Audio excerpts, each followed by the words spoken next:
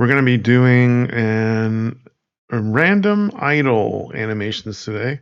We're going to see how to put on some random idle animations. First of all, I'm going to be using the Synty Animation Idles pack. It comes with a ton of different idle animations. This was free like a few months ago, I think it was. I got this on December or 2024. I guess it was free at some point because I don't think I would have bought this one, but anyway, I'll leave a link to it down below in case you don't have it, and I have an affiliate link if you want to support the channel.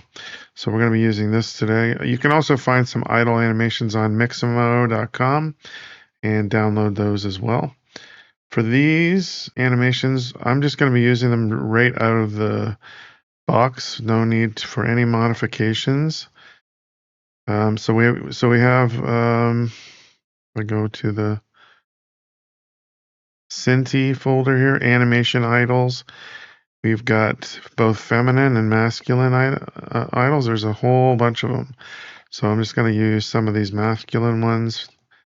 And basically out of the box, I'm just going to be using them directly out of the FBXs. So all I have to do is drag and drop. So we'll see how that works in a minute.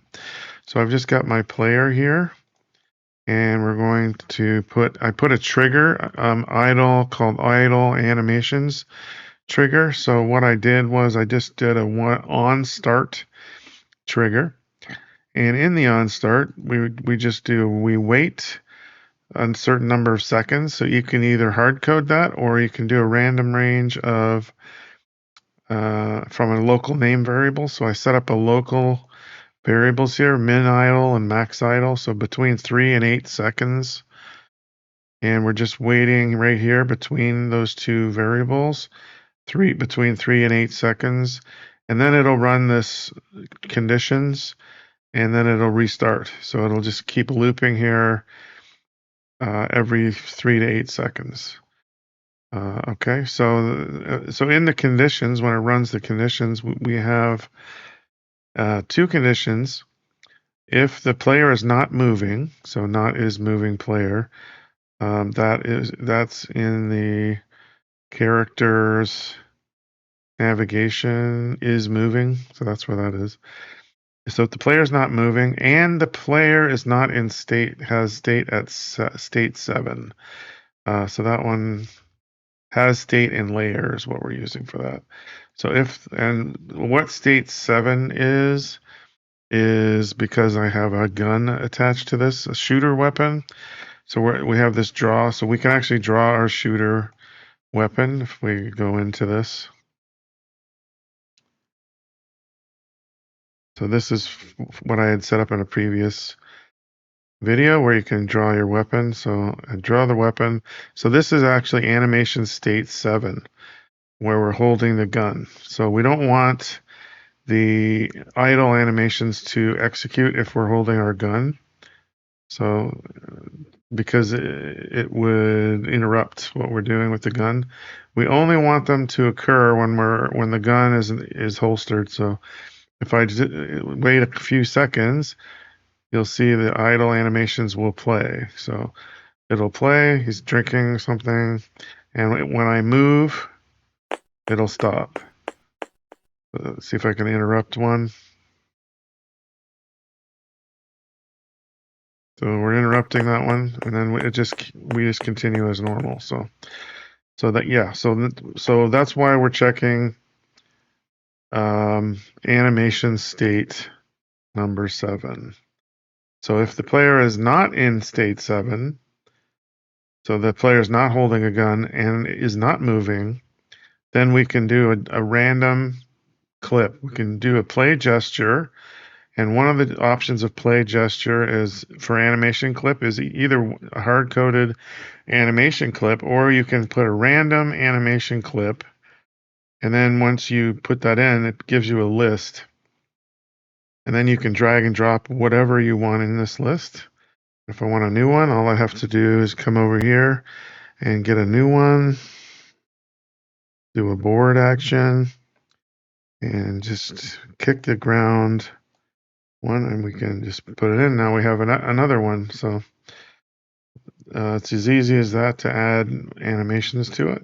So it'll select one of those at random, and I have the defaults for the blend mode, delay, and speed is default.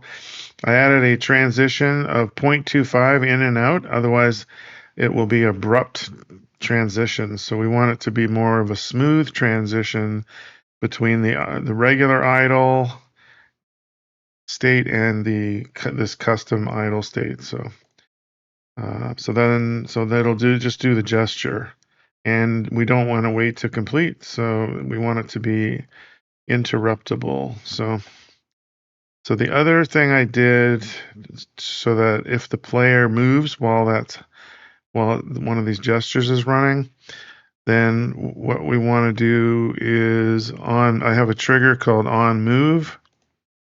So in this one, I'm using the on input button trigger. And so the button, any button, so we can set it to any. You can set it to specific buttons too, but if you can say any button, stop gestures on player. So it'll stop all the gestures that are running on the player. So that's all I had to do to implement this method. So let's take a look at it in action.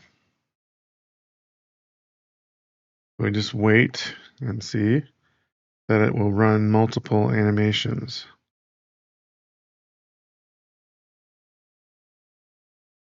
So it'll pick the next one. There you go. That's another different one. And eventually it'll get through all of them, but it may pick the same one multiple times in a row. But there we go. And then we can continue as normal. And then this doesn't affect it at all. So if we're picking up our gun, there's no more idle. Even if I'm standing around doing nothing, it's not going to do the idles. So that's how I wanted it. If you want, you could do that. If you want, you could just take out the condition and say, if the player's state is at 7, you take that out, then he will be holding the gun and doing the animations, which may or may not look good. So that's why I put it in, so that if he's holding his gun, no movement. So, all right. So there's another way of doing this. If you look up tutorials on YouTube, you could mess around with the blend trees that come with Game Creator 2, and it can work, but it's more difficult.